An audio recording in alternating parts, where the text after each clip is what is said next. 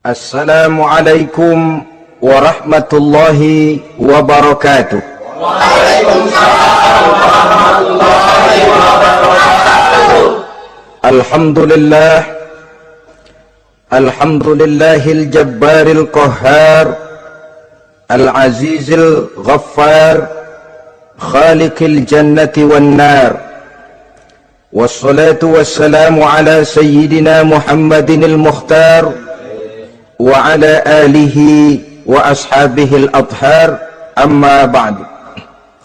Saudara-saudara kaum muslimin rahimakumullah, surga dalam Al-Quran selalu disebut dengan kata-kata jannah, yang wujudnya surga itu sesungguhnya merupakan suatu tempat di akhirat nanti, yang di dalam tempat itulah Allah akan memberikan balasan berupa kenikmatan yang tiada terhingga kepada hamba-hambanya yang soleh, yang bentuk kenikmatan itu dijelaskan Allah dalam hadis kursinya, a'dadtu li'ibadiyas salihin ma la aynun ra'at wa la uzunun sami'at wa la khatar ala qalbil bashar. Aku sediakan buat hamba-hambaku yang soleh satu kenikmatan yang belum pernah dilihat oleh mata, belum pernah terdengar oleh telinga, dan belum pernah terdetik dalam hati manusia tentang kenikmatan yang semacam itu. Jadi kalaupun dalam banyak ayat-ayat Al-Quran Allah menggambarkan tentang surga yang di bawahnya mengalir sungai-sungai, jangan disamakan dan dibandingkan dengan sungai yang ada di dunia ini. Kalau surga bercerita tentang pohon dengan segala buah-buahnya, jangan samakan dengan pohon dan segala buah-buahan yang ada di dunia ini.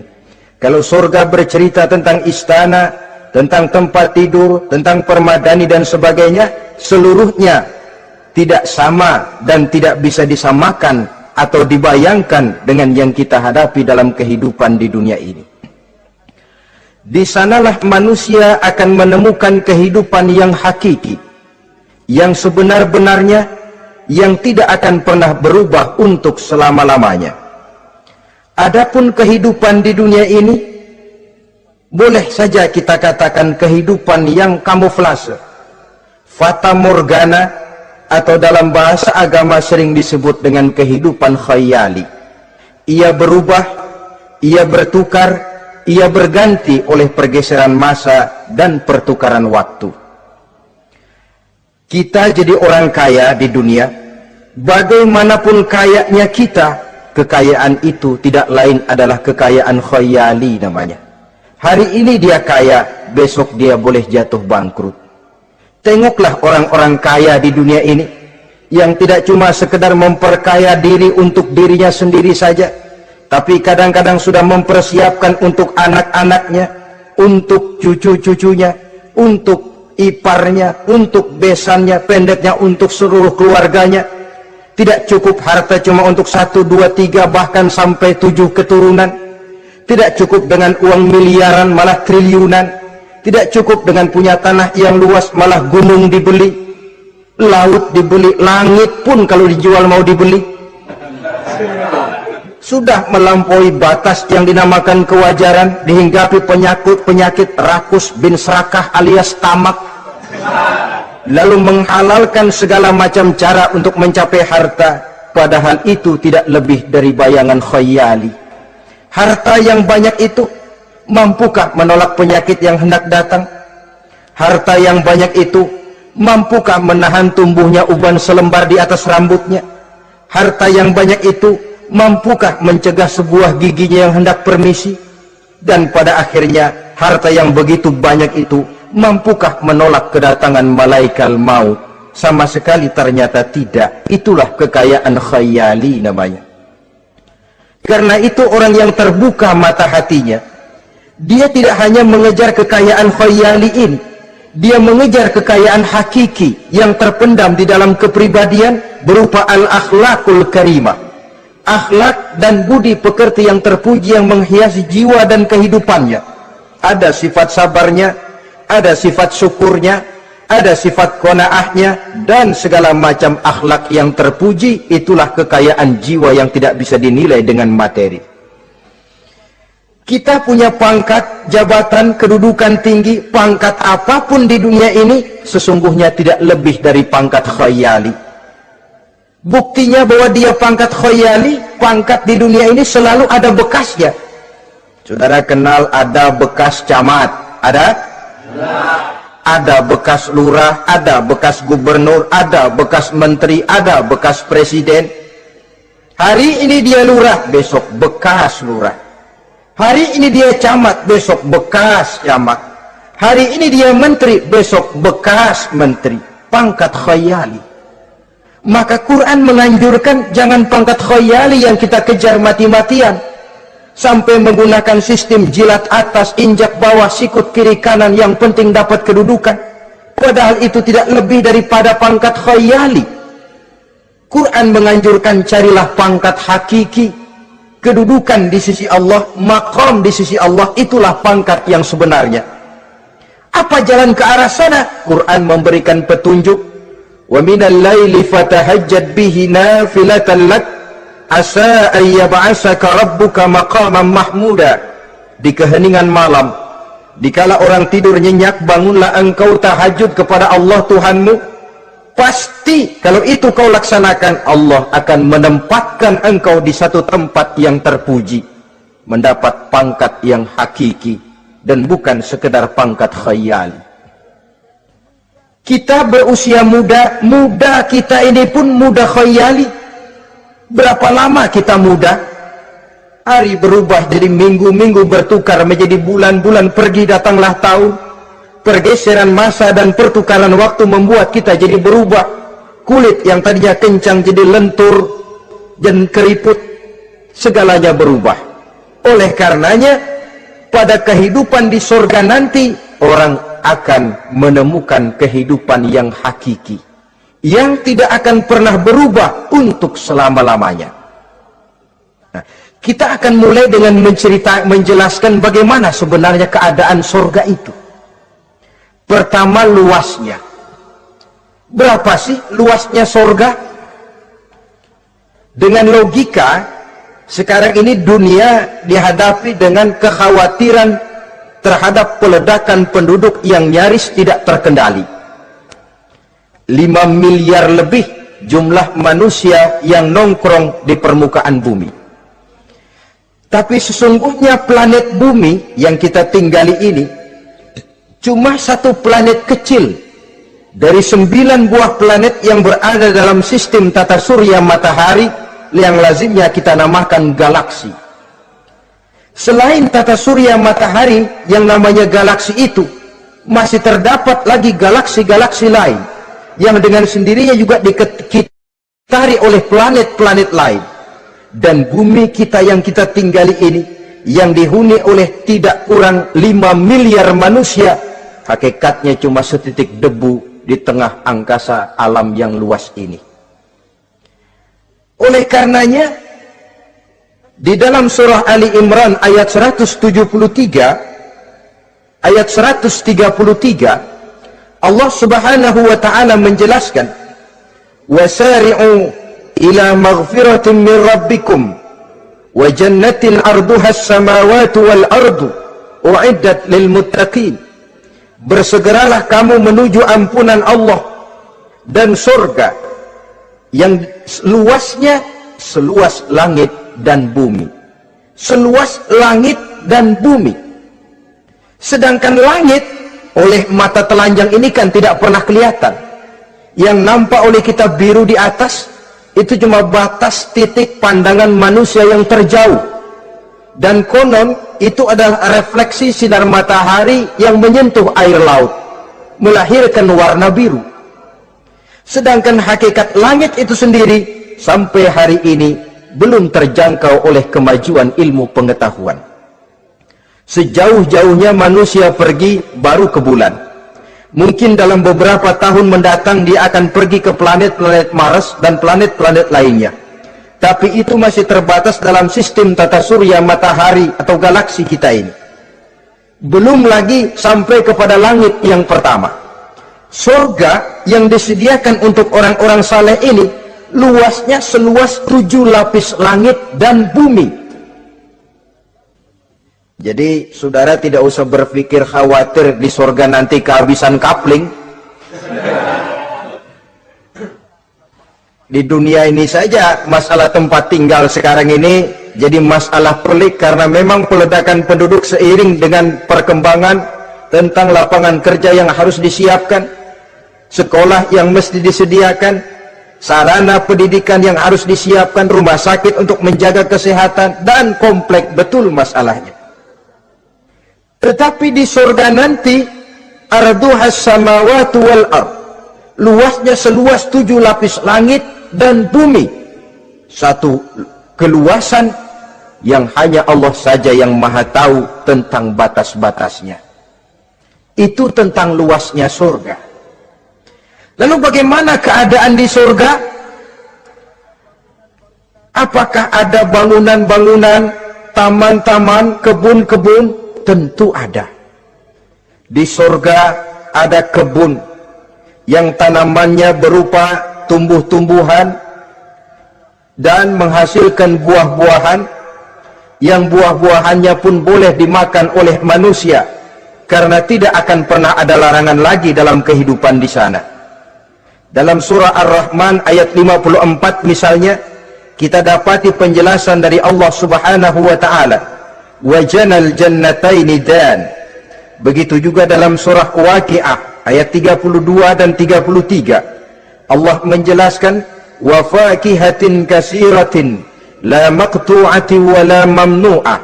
Dan di dalam surga itu terdapat buah-buahan yang sangat banyak sekali, yang tidak pernah putus-putusnya, wala mamnu'ah, dan tidak dilarang untuk mengambilnya. Yang dimaksud la maqtu'ah, tidak terputus, artinya buah-buahan di surga itu begitu kita petik keluar lagi gantinya, dipetik lagi keluar lagi gantinya. La maqtu'ah, tidak pernah putus. Lainkan pohon di dunia ini hari kita petik keluar lagi kapan? Musim tahun depan, nungguin kita. La maqtu'ah, tidak pernah terputus buah-buahan itu, wala mamnu'ah, dan tidak terlarang untuk memetiknya. Adakah pohon pisang? Pohon pisang ada. Anggur? Anggur banyak. Delima pun ada. Tetapi sekali lagi, bagaimanapun hakikat buah di surga cuma sama dalam nama, tapi lain dalam wujudnya. Nanti saudara pikir, di surga pisang, di sini juga banyak kalau cuman pisang mah. Di surga anggur, di pasar banyak anggur. Ini cuma nama yang sama, hakikatnya tentu berbeda. So kalau hakikatnya juga sama, ya nggak usah sampai ke akhirat, di sini pun cukup. Adanya nama-nama ini cuma untuk memberikan gambaran tentang buah-buah yang ranum, yang nikmat, yang lezat, dan yang digemari oleh manusia. Dan jangan heran kalau di dunia ini biasanya pohon itu akarnya di bawah, buahnya yang di atas. Maka di surga nanti terbalik pohon itu, akarnya yang di atas, buahnya yang ke bawah, sehingga orang nggak perlu tangga dan ngambil buah, tinggal metik saja, nggak perlu naik, nggak perlu manjat, nggak perlu bersusah payah. Saudara-saudara kaum muslimin rahimakumullah. Kemudian bangunannya bagaimana? Surga itu pun bertingkat. Di dalam Al-Furqan ayat 10, Allah Subhanahu wa taala menjelaskan, Tabarakallazi in syaa'a ja'ala laka khairan min dzalik jannatun tajri min tahtiha al-anhar wa yaj'al laka qusura. Maha suci Allah yang apabila ia menghendaki dijadikannya untuk kamu yang lebih baik daripada kehidupan dunia ini, yaitu surga yang di bawahnya mengalir sungai-sungai, dan dibangunkannya untuk kamu istana-istana di dalam surga. Jadi bangunan di surga pun berbeda sesuai dengan amalan orang yang masuk ke dalamnya. Seperti halnya perumahan di dunia ini, ada yang masuk kelas pondok indah, ada juga yang masuk kelas pondok pindah. Itu kan tidak sama itu. Ada pondok indah, ada pondok pindah. Sudah pondok pindah lagi. Kenapa bisa berbeda begitu? Ya tergantung kekuatan ekonominya. Makin tinggi nilai kekuatan ekonominya, makin mampu dia mendirikan istana di dunia. Tapi di surga nanti, yang bikin mampu bukan ekonomi. Yang bikin mampu adalah amalan pada waktu hidup di dunia. Makin banyak amalnya, dengan sendirinya makin baguslah istananya di surga. Tetapi yang namanya surga, dapat empernya juga sudah lumayan betul itu. Seemper-empernya surga masih jauh lebih baik daripada sebagus-bagus istana di dunia ini. Taj Mahal, bangunan yang mengagumkan. Istana Raja Persia, bangunan yang menggiurkan. Sehebat-hebatnya istana dunia, masih jauh lebih mending empernya surga. Konon ya, menurut satu riwayat, baunya surga itu sudah bisa dicium 40 tahun perjalanan. Menurut riwayat lain 500 tahun perjalanan. Menurut riwayat satu lagi 70 tahun perjalanan. Baunya surga sudah dapat dicium oleh manusia. Saudara-saudara kaum muslimin rahimakumullah. Nah, di dalam bangunan-bangunan surga itu, seperti halnya terdapatlah kamar-kamar ghuraf dalam istilah Quran itu, yang juga berisi divan, ranjang, tempat-tempat tidur yang indah-indah, dilengkapi dengan kasur-kasur yang tebal dan empuk, bantal dan permadani yang daripadanya bertahtakan emas. Terulah tempat tidur paling menggiurkan kita zaman sekarang ini yang namanya Dunlopillow atau Alga Spring Bed. Sejauh itu bayangan kita menggambarkan masih belum apa-apanya ketimbang tempat tidur yang ada di surga itu nanti. Saudara-saudara kaum muslimin, apakah juga penduduk surga makan, minum, memakai pakaian? Iya. Mereka akan beroleh gelas, piala, kendi, cerek, dan piring-piring yang terbuat dari emas dan perak. Tentu tidak usah gambarkan lagi macam emas dan perak di dunia. Emas dan peraknya akhirat, saudara-saudara. Tetap saja mala ainun ra'at, wala uzunun sami'at, wala khatara fi qalbil bashar. Belum pernah dilihat mata, belum pernah didengar telinga, dan belum pernah terdetik dalam hati manusia tentang wujud yang semacam itu. Apa pakaian mereka? Pakaian penduduk surga dari sutra yang lembut dan tebal, berwarna hijau. Kemudian saudara-saudara, sungai juga mengalir di sana. Mata airnya antara lain berwarna jernih, ada yang air susu, ada yang sungai madu, ada yang khamar atau sungai arak, dan penduduk surga boleh meminumnya, tidak ada larangan sama sekali. Timbul pikiran konyol, kalau di surga orang pada minum arak, apa banyak yang teler di surga? Ya tentu tidak, sebab di sana saya katakan tadi kehidupan yang hakiki, segalanya diperbolehkan, segalanya dipersilahkan. Nah, lalu untuk masuk ke surga itu apa melalui pintu? Memang melalui berbagai macam pintu. Dan ada pintu-pintu khusus yang tidak boleh dimasuki orang lain. Sayyidina Abu Bakar Siddiq radhiyallahu an pernah bertanya tentang hal itu kepada baginda Nabi. Ya Rasul, apakah di surga ada pintu-pintu khusus? Ada, Abu Bakar. Ada di dalam surga itu pintu yang namanya Rayyan. Tidak boleh masuk ke pintu itu melainkan orang-orang yang puasa. Orang-orang yang rajin puasa, mereka akan masuk ke surga melalui satu pintu yang dinamakan Babur Rayyan atau pintu Rayyan. Ada pintu jihad, yang masuk lewat itu hanya mereka orang-orang yang waktu di dunia sepanjang hidupnya berisi jihad, menegakkan dan meninggikan kalimat Allah. Ada Babur Sedekah, pintu yang hanya boleh diliwati oleh orang-orang yang rajin bersedekah, ringan tangan dalam memberikan bantuan kepada orang-orang yang memang memerlukannya. Dan setiap orang melalui pintu yang sesuai dengan amalannya masing-masing. Ketika itu Abu Bakar bertanya, ya Rasul, Apa ada orang yang dipanggil dari tiap pintu? Tiap pintu manggil dia. Kata Nabi, ada Abu Bakar, dan saya doakan kau masuk salah satu di antara orang yang dipanggil dari tiap pintu. Ini orang multi komplek ini. Puasa, dia ahli puasa. Soal jihad, sepanjang hidupnya dia jihad. Sedekah memang tangannya pemurah. Tahajud memang tiap malam. Sementara itu akhlaknya luhur. Tiap pintu manggil dia. Dalam hadis ada juga perempuan yang bernasib baik. Dijelaskan oleh Nabi, "Iza sallatil mar'atu khamsaha wa shamat shahraha wa hafizat farjaha wa ata'at zawjaha qila laha udkhuli min ayyi abwabil jannati syi'ti." Apabila seorang perempuan dia kerjakan solat yang 5 waktu, dia puasa di bulan Ramadan, dia jaga kehormatan dirinya, kemudian dia taat kepada suaminya, di akhirat nanti dikatakan kepada perempuan tadi, "Wahai perempuan, udkhuli min ayyi abwabil jannati syi'ti." Masuklah kamu ke dalam surga dari pintu mana saja yang kamu mau. Disuruh pilih, saudara-saudara. Nah, kalau kita waktu di dunia ini tidak ada keistimewaan amal, bingung mau masuk pintu mana. Ramadan puasanya kayak gendang. Depan doang sama belakang, penutupan sama pembukaan, peserta kehormatan. Tengah-tengahnya kosong.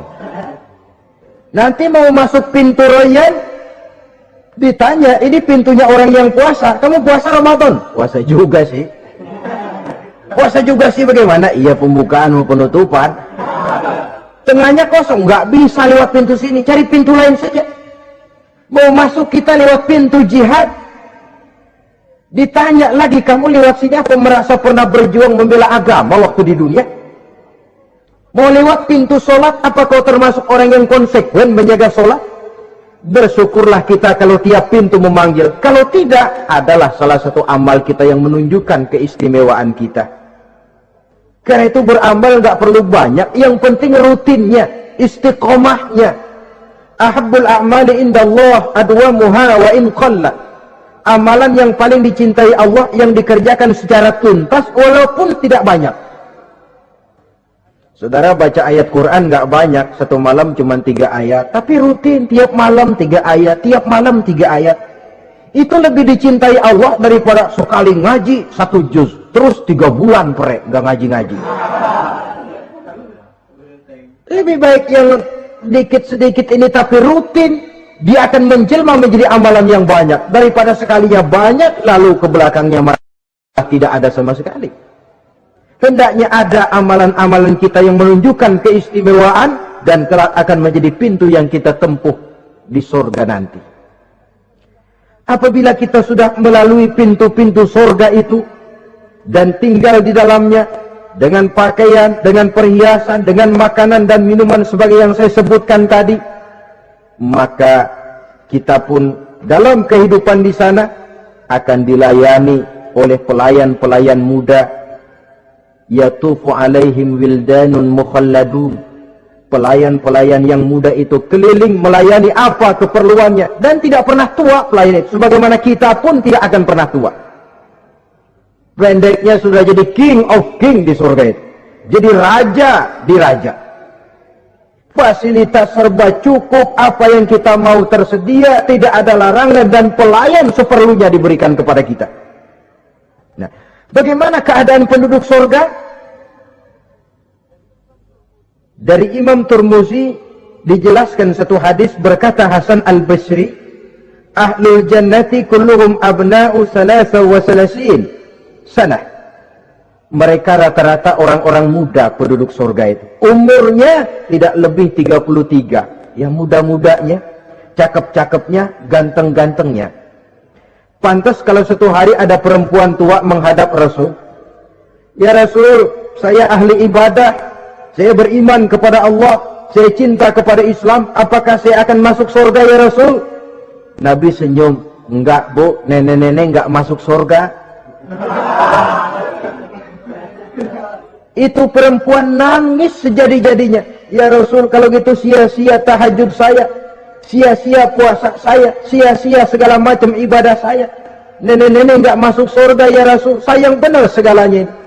Rasul kemudian menghampiri perempuan tadi, Bu, kalau yang ibu bilang itu benar, ibu masuk surga. Cuman di sana ibu balik muda lagi, kulit nggak kempot kayak begitu, rambut nggak putih macam begitu. Ibu nanti di surga bakal jadi muda lagi. Salah selesin, umur 33 tahun. Rata-rata seluruh penduduk surga umurnya begitu. Tidak ada yang tua, tidak ada yang anak-anak, tidak ada yang remaja, rata-rata segitu. Nah, lalu bagaimana? Di surga hati mereka menjadi satu di antara sesama penduduk surga. Tidak ada yang iri hati, tidak ada yang punya sifat dendam. Itu keadaan di surga. Walaupun bertetangga, yang satu bisa mengunjungi yang lain, yang satu bisa nengokin yang lain, tapi tidak ada sikap iri hati dan dengki. Tidak ada yang satu datang ke tempat saudaranya di surga, loh kapling lu lebih luas dari gua nih. Nggak ada Tuhan, tidak ada. Semuanya hati sudah menjadi satu, tidak ada dendam, tidak ada iri hati. Kan jauh bedanya dengan kehidupan di dunia ini toh. Kadang-kadang di dunia ini begitulah romantikanya. Kita melarat, disuraki orang, kita sedikit kaya, diselidiki orang, ada saja yang iri, ada saja yang hasut, dan selalu mencari cara untuk menjatuhkan kita. Di surga, hal semacam itu tidak akan kita temui. Orang tidak punya sifat iri hati dan dendam. Lalu bagaimana lagi keadaan penduduk surga itu? Mereka selalu merasa senang dan bahagia. Tiap hari, tiap saat yang dirasakan cuma itu saja. Tidak diselingi seperti kehidupan di dunia ini, di mana senang berseling dengan susah, bahagia berganti dengan derita, ada senyum bahagia, ada tangis menahan derita. Itu romantika kehidupan di dunia. Di akhirat itu tidak akan pernah ditemui dalam surga nanti. Orang selalu merasa senang karenanya di sana tidak ada keluh kesah, tidak ada orang yang murung, tidak ada orang yang narik napas panjang sambil menghitung bintang di langit. Selalu merasa senang dan selalu merasa bahagia. Lalu bagaimana kondisi fisik mereka? Di surga tidak ada orang yang cacat, baik ia cacat rohani ataupun cacat jasmani. Seperti yang kita temui di dunia ini, ada saja cacatnya. Kadang-kadang jasmani sehat, rohaninya sakit. Kadang-kadang rohaninya bagus, jasmaninya cacat. Di surga, orang sempurna, komplit, cukup. Tidak ada yang cacat rohani ataupun yang cacat jasmani. Kalau dalam kehidupan di dunia ini mereka cacat, bagaimana? Mereka akan utuh dan sempurna apabila masuk ke dalam surga. Dan di surga, sungguh pun mereka makan, sungguh pun mereka minum, mereka tidak akan pernah buang air. Baik air besar maupun air kecil. Sebab kalau makan dan minum di surga harus buang air, tentu malaikat harus menyediakan WC.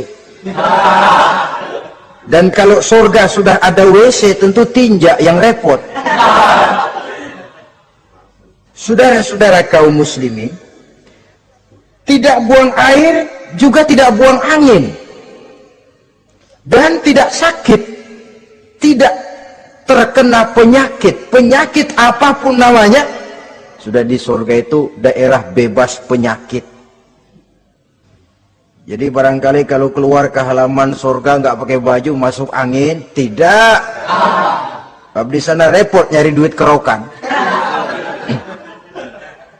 Segalanya sempurna, segalanya cukup. Lalu bagaimana kalau tiap saat mereka makan, tiap saat mereka minum tapi tidak buang air? Konon keringat yang keluar dari mereka, tubuh mereka, dan keringat yang keluar itu mengandung bau kasturi yang amat sangat harum baunya. Saudara-saudara, kemudian penduduk surga itu oleh Allah diberikan teman hidup yang namanya bidadari. makhluk Allah yang teramat sangat cantiknya, yang tidak bisa kita bayangkan macam apa cantiknya. Barangkali kalau kita menonton film, kita kagum dengan bintang-bintang film kenamaan yang cantiknya selangit. Itu mah belum ada seujung kukunya dari para bidadari. Mereka dalam Quran disebut azwajun mutahharah, istri yang disucikan. Apa pengertian suci di sini? Belum pernah tersentuh sebelumnya, baik oleh manusia, baik oleh jin, baik oleh malaikat sekalipun. Jadi memang orisinil, build up dari sononya belum kepake. Khusus untuk manusia yang masuk surga. Belum pernah kepegang sama manusia. Jangankan manusia, jin dan malaikat saja belum pernah megang. Lain kan di dunia sekarang ini, kita mau cari barang orisinil sudah repot. Ya mujurlah kalau saudara menemukan seorang gadis yang orisinil paten, masih build up, barangkali mujur. Tapi umumnya terutama di kota-kota besar, ya sudah, kita dapat second hand juga masih lumayan. Kalau tidak rongsok-rongsok bener mah, ini kadang-kadang sudahlah second hand, kondisinya juga 30%, udah mesti nyervis melulu kita ini. Saudara-saudara, azwajun mutahharah belum pernah tersentuh oleh siapapun. Lalu makna tohara ini, mereka selalu suci, tidak pernah baik menstruasi atau mencret, tidak pernah. Dan kalau perempuan kita, istri-istri kita di dunia ini kan 1 minggu dalam sebulan terkena dapat fasilitas dia untuk tidak sholat, untuk tidak ibadah, masa haid itu. Perempuan di surga yang namanya bidadari tidak akan pernah mengalami haid. Lalu apalagi keistimewaannya? Selalu perawan, tidak pernah janda. Walaupun tiap hari dipakai, habis dipakai perawan lagi. Saudara-saudara yang saya hormati, itu diperuntukkan untuk penduduk-penduduk surga. Nah itu laki-laki itu. Iya, kalau perempuan bagaimana? Satu riwayat menjelaskan mereka akan menjadi ratu di surga dengan segala kenikmatan yang juga tidak pernah mereka bayangkan sebelumnya. Riwayat lain menjelaskan bahwa mereka juga akan berkumpul dengan suami, istri, dan anak-anaknya jikalau mereka memang orang-orang soleh. Ada juga riwayat lemah menjelaskan bahwa mereka akan mendapat bidadara istilahnya. Saudara-saudara kaum muslimin rahimakumullah. Pendeknya, surga dan seluruh kenikmatan yang ada di dalamnya tidak pernah mata melihat, belum pernah telinga mendengar, belum pernah terbetik dalam hati manusia. Oh, di surga begini kali ya. Berbeda dengan itu. Oh, bidadari begini kali ya. Kalau masih begini kali ya, masih bisa dibayangin. Ini sudah nggak bisa dibayangin. Jadi nggak usah begini ya begitu ya. Saudara-saudara, apabila orang sudah masuk ke dalam surga, bertemu dengan sesama teman waktu di dunia, surah At-Tur menjelaskan ayat 25-26, wa aqbala ba'duhum ala ba'di yatasaalun qalu inna kunna qablu fi ahlina musfikin famanna Allahu alaina wa waqana azabas samum. Apabila mereka telah masuk ke dalam surga, sebagian yang lain berkunjung kepada sebagian yang lain. Cara kita belah sono, ini teman kita dulu waktu di dunia, yuk samperin yuk. Ba'duhum ala ba'di yatasaalun, saling tanya menanya. Kalau istilah kita, sampai juga kemari? Iya. Oh, saya waktu di dunia dulu sebenarnya sudah khawatir, takut mendapat azabnya Allah. Tapi Allah memberikan karunia kepada saya diselamatkan dari azab dari mara bahaya neraka, sampailah saya ke dalam surga ini. Alhamdulillah. Bagaimana kabarnya ente? Alhamdulillah saya juga sampai ke surga ini. Si fulan bagaimana? Nyangkut kali dia mah di neraka. Yatasa'alun, saling tanya menanya hal ihwal dan keadaan mereka. Tapi satu hal yang jelas saudara-saudara, di surga nanti itu tidak ada perkataan yang sia-sia, tidak ada ucapan kotor, tidak ada omongan keji, dan tidak ada omongan kosong. Tidak ada omongan yang sia-sia, ucapan-ucapan yang kotor, mencaci maki, itu tidak ada. Karena sifat marah pun tidak ada dalam surga. Kalau di sini kadang-kadang sedikit marah sudah semrawut, kata-kata kita sudah out of control. Di sana tidak ada kata-kata kosong yang tidak ada manfaat dan tidak ada gunanya. Saudara-saudara kaum muslimin rahimakumullah. Kemudian yang terakhir, kita akan membicarakan apa saja nama-nama surga itu dan siapa calon orang-orang yang masuk ke dalamnya. Pertama, yang dinamakan Jannatul Firdaus atau surga Firdaus. Surga Firdaus ini oleh Allah Subhanahu wa taala disediakan untuk orang yang dijelaskan dalam surah Al-Mu'minun ayat 1 sampai dengan 11. Qad aflahal mu'minun, beruntunglah orang-orang yang beriman. Jadi kalau saudara ingin dapat kapling di tempat yang namanya Firdaus, itu boleh pesan mulai sekarang. Nafas masih ada, Allah masih memberikan kesempatan untuk hidup, pesan tempat dari sekarang. Apa harga karcisnya? Pertama, qad aflahal mu'minun, harus beriman. Ini syarat mutlak. Tidak beriman, gak usah minta karcis. Minggir. Ini karcis pertama harus untuk orang yang beriman. Setelah itu yang kedua apa? Allazina hum fi salatihim khashi'un. Mereka yang khusyuk di dalam solatnya. Jadi untuk mendapat tiket ke surga Firdaus itu setelah beriman khusyuk di dalam solat. Artinya khusyuk tarkul ghair li ajlil amal, meninggalkan yang lain dan hanya memfokuskan diri kepada satu pekerjaan yang sedang dihadapi. Kalau kita makan sambil ngobrol itu namanya makannya nggak khusyuk, sebab ada sambil ngobrolnya. Nah, solat yang khusyuk, solat yang di dalamnya tidak berisi yang lain kecuali solat itu, meninggalkan yang lain dan hanya memfokuskan diri saja untuk melaksanakan suatu amalan. Dan solat khusyuk itu berat. Kadang-kadang waktu mau solat kita nggak ingat apa-apa, begitu sudah masuk takbir yang kita lupa malah kita ingat. Itu kurang ajarnya iblis. Mau sholat nyari dompet nggak ketemu, begitu takbir, aduh dompet di atas meja. Ini kalau sembahyang lama-lama digerataki orang nanti nih, mulai ocar kacir sholat kita. Makanya kata Imam Nawawi, sudah dinamakan khusyuk untuk tingkatan orang awam kalau pada waktu takbir dia ingat Allah. Segitu aja dulu dah tingkatan orang awam itu. Sebab yang namanya khusyuk itu hudurul qalbi wa sukunul jawarih. Hatinya ikut sholat, anggota badannya tenang tentram di waktu sholat, khusyuk. Kalau waktu sholat garuk sono, garuk sini, kaki ketekas, ketekus.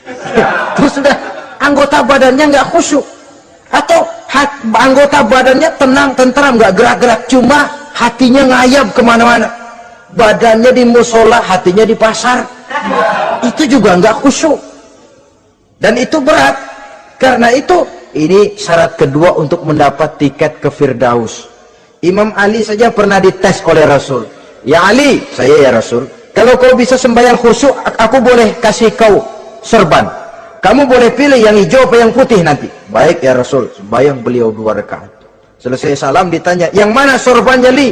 Kata Imam Ali, yang hijau ya Rasul. Belum nengok udah yang hijau ya Rasul. Kata Nabi, kalau begitu ente nggak khusyuk. Kenapa? Mungkin tadi waktu sujud mikirin, ntar kalau gue ditawarin pilih yang hijau aja dah. Belum nengok sudah menjawab. Saudara-saudara, yang ketiga, wallazina hum 'anil lagwi mu'ridun. Orang-orang yang menghindarkan diri dari ucapan dan perbuatan yang sia-sia, yang tidak ada gunanya. Ini tiket yang syarat yang ketiga untuk mendapat tiket ke Firdaus itu menghindarkan diri baik dari ucapan ataupun perbuatan yang sia-sia, yang tidak ada nilainya baik dalam pandangan manusia, lebih-lebih lagi dalam pandangan Allah. Yang keempat, wallazina hum lizzakati fa'ilun. Mereka yang aktif membayar zakat. Kemudian yang kelima, wallazina hum lifurujihim hafizun illa ala azwajihim aw ma malakat aymanuhum fa innahum ghairu malumin. Orang-orang yang memelihara kehormatan dirinya kecuali kepada istrinya atau kepada budak sahayanya, pandai mengendalikan nafsu, tidak terperosok memperturutkan syahwatnya. Yang keenam, wallazina hum li amanatihim wa ahdihim raun. Orang yang pandai menjaga amanah dan pandai menepati janji. Saudara-saudara, kalau janji ditepati, sebab janji adalah hutang. Yang ketujuh, wallazina hum ala sholawatihim yuhafizun. Mereka juga selalu memelihara, tidak cuma sekedar khusyuk, tapi memelihara solat dengan baik. Ayat ke-11 dari Al-Mu'minun ini ditutup oleh Allah dengan jelas, ulaika humul warisun allazina yarisuna al-firdausa hum fiha khalidun. Mereka itulah para ahli waris yang akan menerima warisan berupa surga Firdaus dan mereka kekal di dalamnya.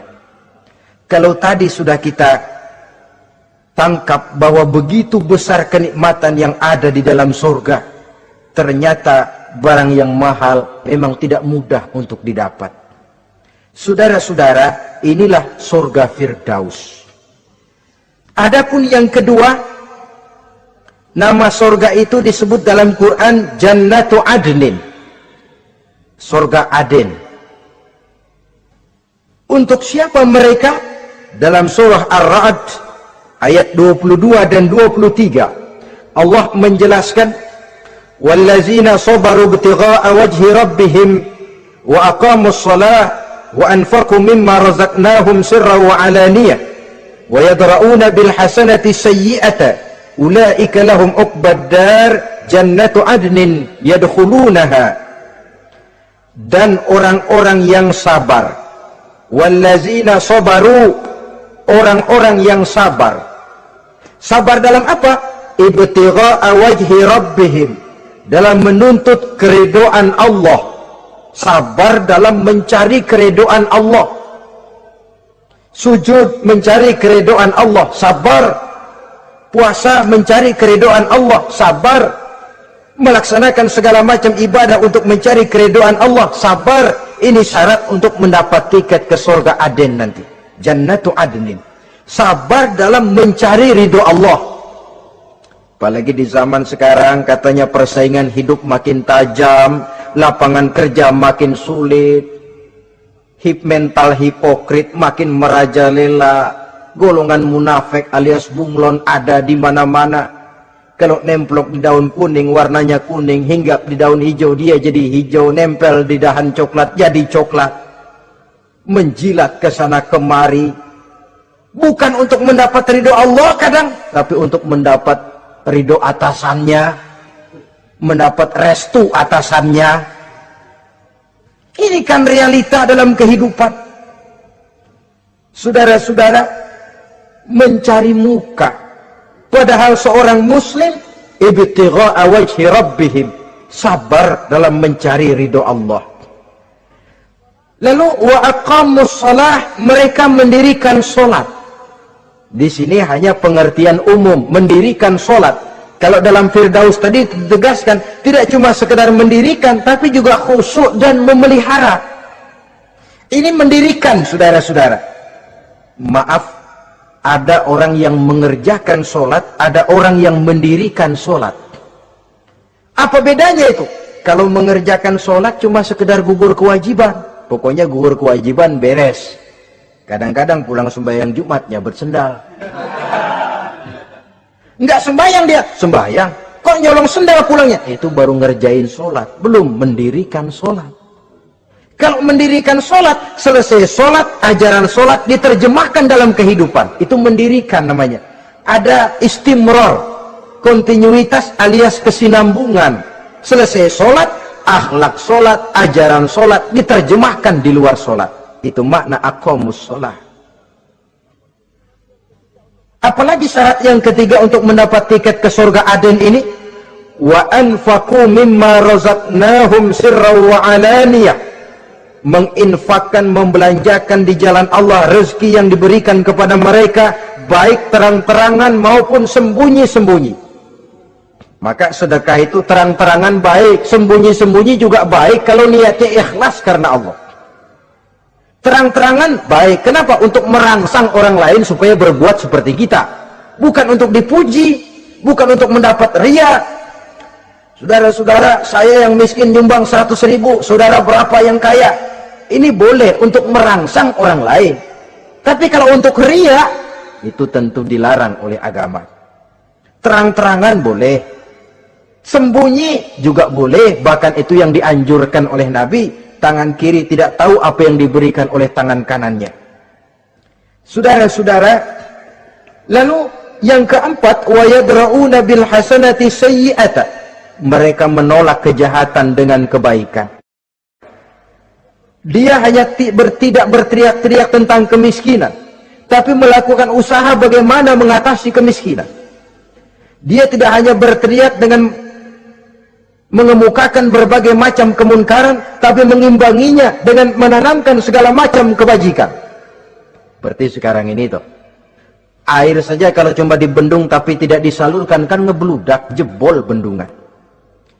Kita cuma teriak anak-anak muda dihantam oleh kebudayaan barat yang merusak moral, tapi mana kebudayaan Islam kita? Gak pernah kita timbulkan.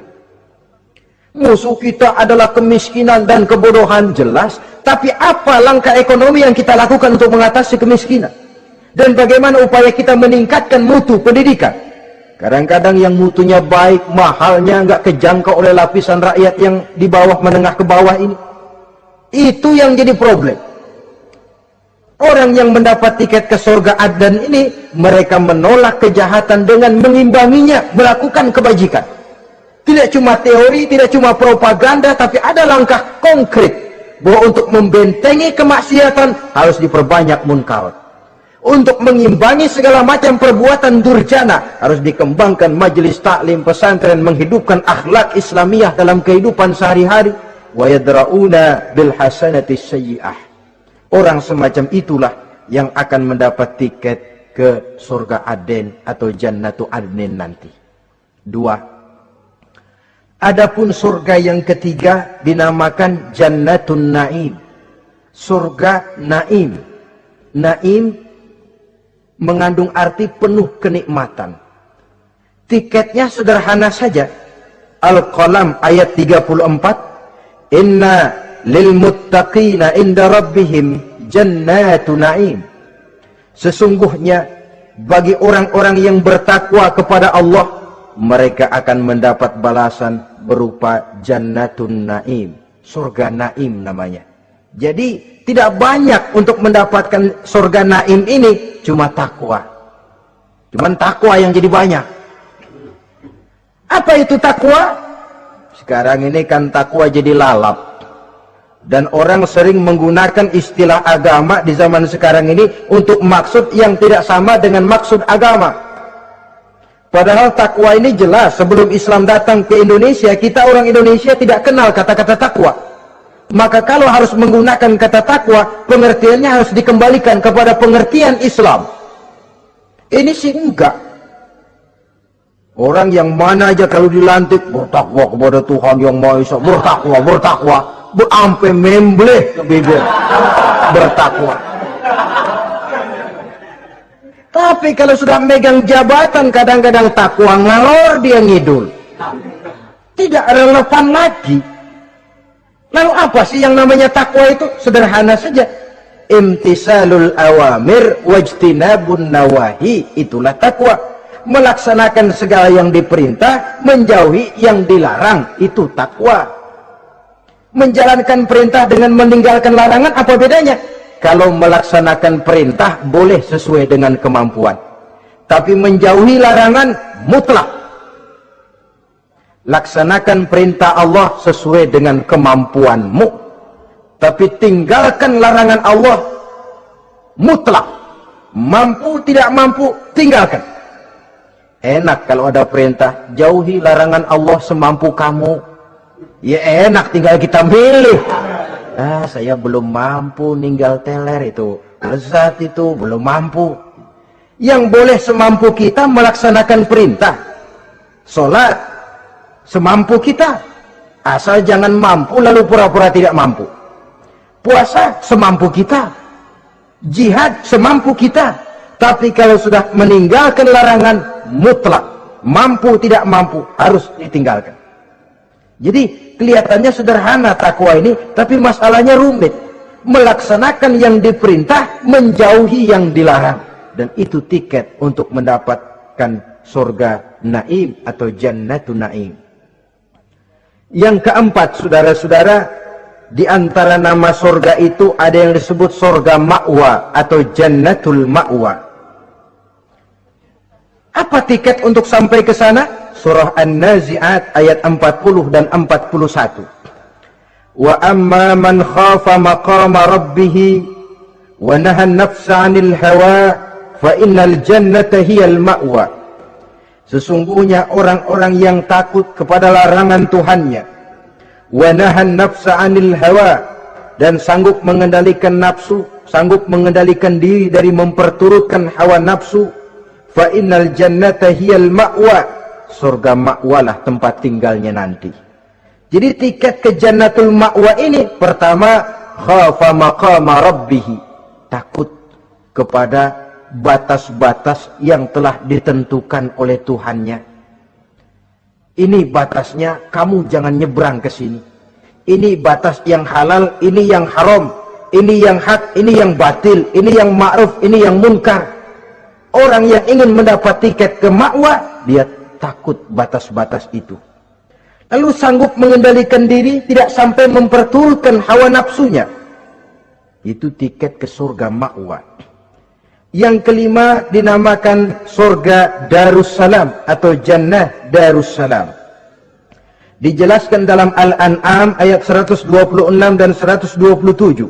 Wa hadza siratu rabbika mustaqima wa qad fassalna al-ayati liqaumin yatadhakkarun. Lahum darus salam inda rabbihim wa huwa waliyuhum bima kanu ya'malun. Inilah jalan Tuhanmu yang lurus. Telah kami pisahkan ayat-ayat kami bagi kaum yang mau berfikir. Jadi kelihatan di sini untuk mendapat tiket ke Darussalam, istiqomah mengikuti jalan lurus, istiqomah berpegang kepada Islam, dan pandai membedakan apa yang memang oleh Allah sudah dibedakan. Antara yang hak dan batil, antara yang benar dan salah, dan selalu ingat kepada ayat-ayat Allah. Itu surga Darussalam. Yang keenam dinamakan Darul Muqamah. Siapa penghuninya? Surah Fatir ayat 34-35. Wa qalu alhamdulillahillazi azhaba 'anna al-hazan inna rabbana laghafurun syakur allazi ahallana darul muqamah min fadlihi la yamassuna fiha nasabun wa la yamassuna fiha lughub.